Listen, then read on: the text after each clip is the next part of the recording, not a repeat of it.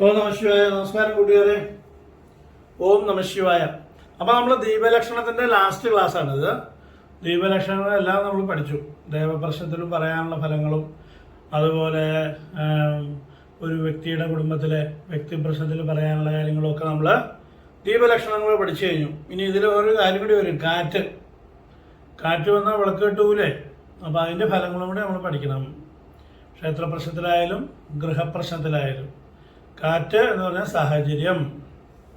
അപ്പോൾ കാറ്റ് സാഹചര്യം. ആദ്യം നമുക്കൊരു പ്രമാണം പഠിക്കാം.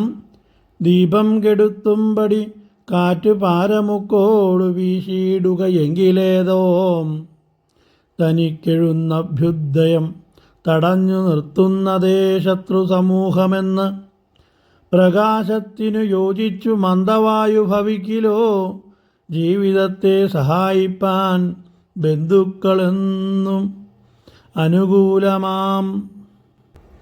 ദീപം കെടുന്ന വിധം, അതായത് ദീപം കെട്ടുപോകുന്ന രീതിയിൽ വളരെ ശക്തിയോടെ കാറ്റ് വീശുകയാണെങ്കിൽ, വളരെ ശക്തിയോടെ കാറ്റ് വീശി ദീപം കെടുത്തുകയാണെങ്കിൽ വൃശ്ചികന്റെ അഭിവൃദ്ധി തടയാൻ ശത്രുക്കൾ വളരെയധികം പരിശ്രമിക്കുന്നുണ്ട് എന്നാണ് സൂചിപ്പിക്കുന്നത്. ആ ഫലം പറയാവുന്നതാണ്.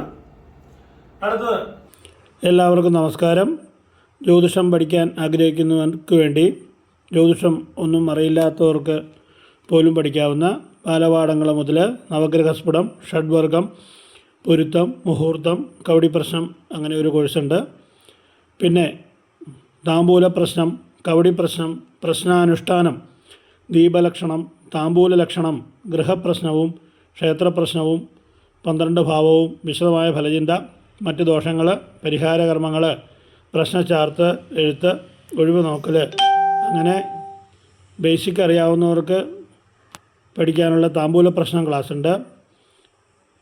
ജാതകം എഴുതാനും ജാതകം നോക്കി ഫലം പറയാനും പഠിപ്പിക്കുന്നു. പഞ്ചാംഗഫലം, ഗ്രഹഫലം, ഭാവഫലം, ദൃഷ്ടിയോഗഫലം, അംശകഫലം, ദശാഫലം, സപ്തവർഗം, അഷ്ടവർഗം, ഗോചരം, ഇങ്ങനെ ജാതകം വിശദമായി പഠിക്കാൻ ആഗ്രഹിക്കുന്നവർക്ക് അതും പഠിക്കാനുള്ള കോഴ്സുണ്ട്.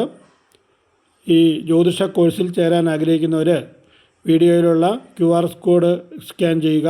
അത് വിദ്യാപീഠത്തിൻ്റെ വാട്സപ്പ് ഗ്രൂപ്പിലേക്ക് വരും.